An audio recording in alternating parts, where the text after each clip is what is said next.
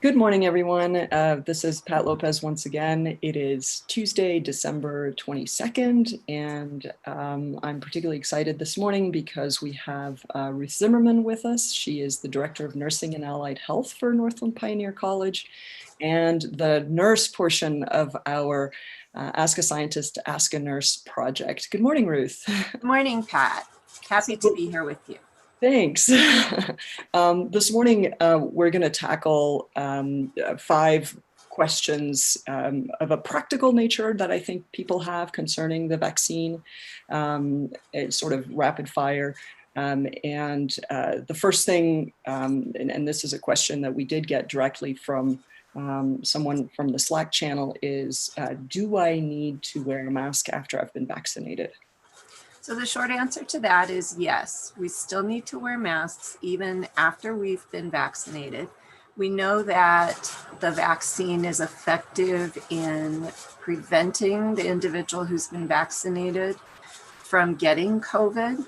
What we don't know is if it is effective in preventing someone from transmitting the disease.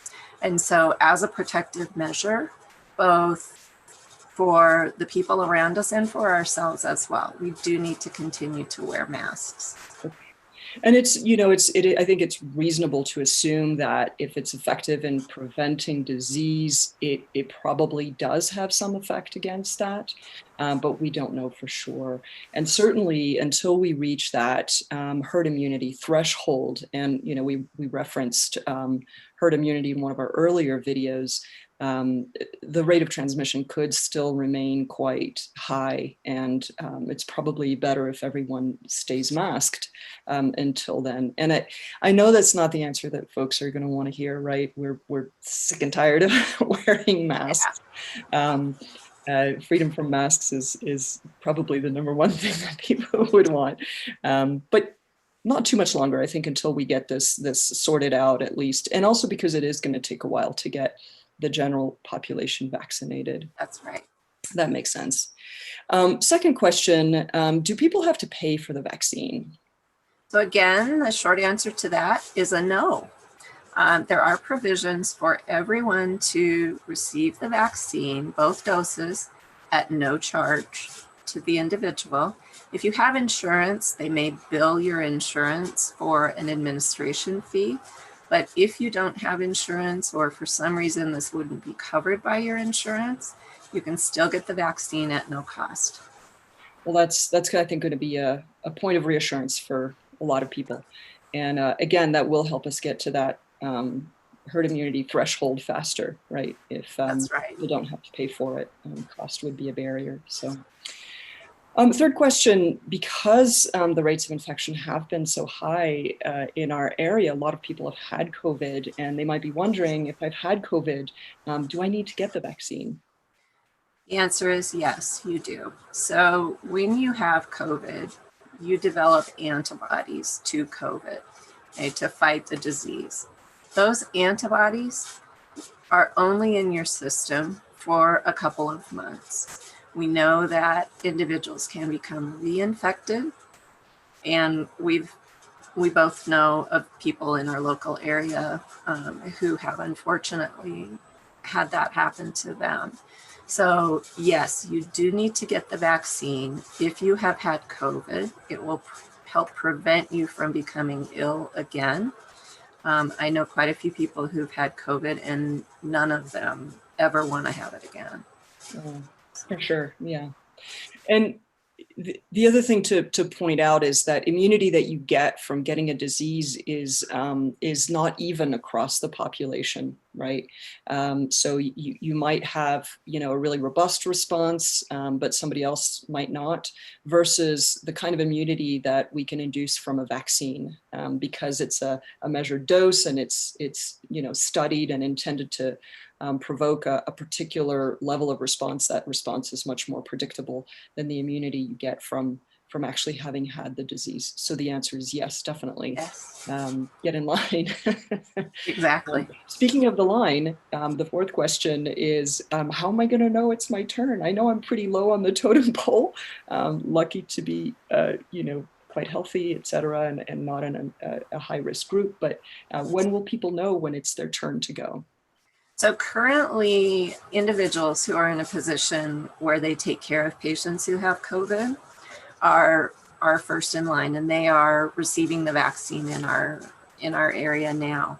That is phase one. Okay, and we're going to move through those phase one individuals. It includes residents of skilled nursing facilities, employees of skilled nursing facilities, frontline care workers in hospitals. We're going to move through phase one, which will include essential workers, adults over the age of 65, and adults of any age with high-risk medical conditions this winter. And then as we get closer to springtime, it's going to be opened up to the general population. And then it will be open to the general population from there on out. So now that we have 2 vaccines that have been approved, both the Pfizer and the Moderna, that may actually expedite the time frame that we're looking at. Right. And then, by then, maybe by February or March, we might have a third, possibly even a fourth candidate that is approved for emergency use. And so that might even speed up the process a little bit. So one thing I noticed is that the Navajo County Health Department on their website has vaccine information pretty prominently posted. And I like the way they're conveying the information, because right now they're saying, okay, this is the population that's being vaccinated right now. So if you go on there, you can see if you belong to that group or not. It's a little bit like, the process for boarding an airplane, right? Like now boarding zone 1, zone 2, and then, eventually it'll be everyone can get on board. Right. And go ahead.